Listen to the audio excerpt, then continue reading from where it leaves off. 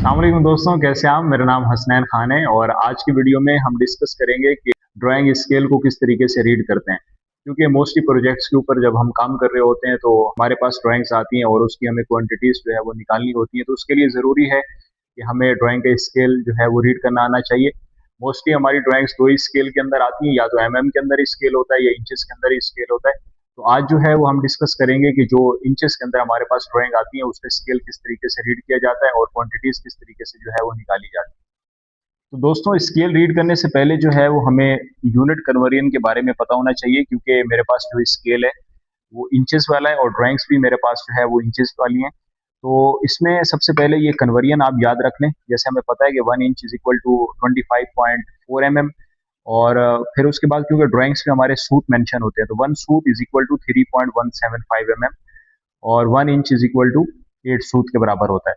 तो इस तरीके से स्केल होते हैं कि ये 1 इंच है, इसको जब आप 8 से डिवाइड करेंगे तो ये 18 इंचेस इज इक्वल टू 1 सूट, जो कि बराबर होगा 3.175 mm के।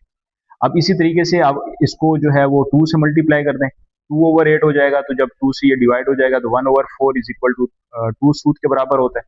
3 सूट के बराबर। इसी तरीके से 4/8 आता है और 1/2 हो जाता है, 2 से डिवाइड हो गए 4 सूट। सिमिलरली 5, 6, 7 और 8। 1 इंच इज इक्वल टू 8 सूट। और उसके अलावा एक स्केल हमारे पास 1/16 का भी होता है, 16 इंचेस का। उसका होता यह है कि इस एक्यूरेसी को और बेटर बनाने के लिए अगर किसी मतलब बड़े प्रोजेक्ट की आपके पास ड्राइंग है और उसकी स्केल सेट करना है, तो वो डेफिनेटली थोड़ा सा माइनर पे चला जाएगा। तो 1/16 कुछ भी नहीं होता, जस्ट इसको 2 से मल्टीप्लाई किया जाता है तो 1/16 आ जाता है। और ये सूट का भी हाफ हो जाता है, क्योंकि जब आप 2 को इधर डिवाइड करेंगे तो 2 को आपको इधर भी डिवाइड करना पड़ेगा। तो ये 1/16 inches is equal to half सूट होता है।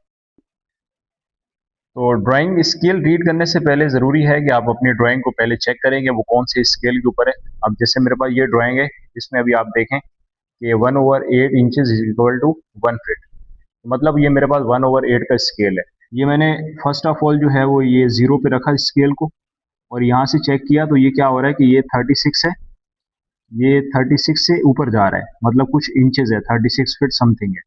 अब क्या करा कि मैंने इसको आगे एक्सटेंड कर दिया, इसको पूरा 36 पे ले गया।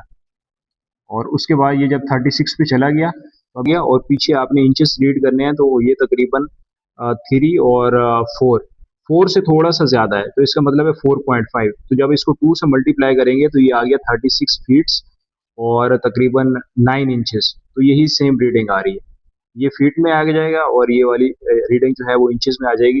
तो जब ये आपका स्केल कंफर्म हो गया कि भाई आपकी ड्राइंग टू द स्केल है और उसके बाद आपने इसको क्रॉस चेक भी कर लिया है, तो उसके बाद फिर आप क्वांटिटीज निकालेंगे। अब मिसाल के तौर पे मुझे ये पाइप की क्वांटिटी निकालनी है यहाँ से यहाँ तक। तो इसको जो है वो मैंने जीरो पे सेट किया और उसके बाद यहाँ पे एक निशान लगा लिया, ये मेरे पास 40 फीट आ गया। यहाँ पे आप लिख लें कि भाई ये 40 फीट है।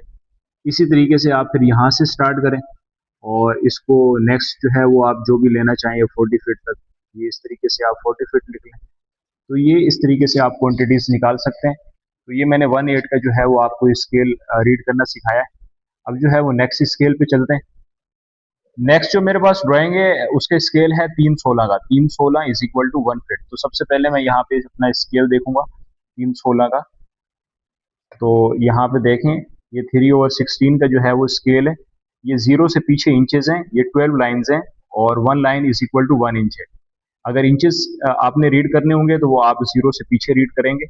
अब ये जीरो है, ये 2 फीट है, ये 4 फीट है, 6 फीट है, 8 फीट है, तो सो ऑन इस तरीके से ये हमारे स्केल सेट है। तो सबसे पहले हम इस स्केल को क्रॉस चेक करते हैं कि आया कि ये ओके है या नहीं।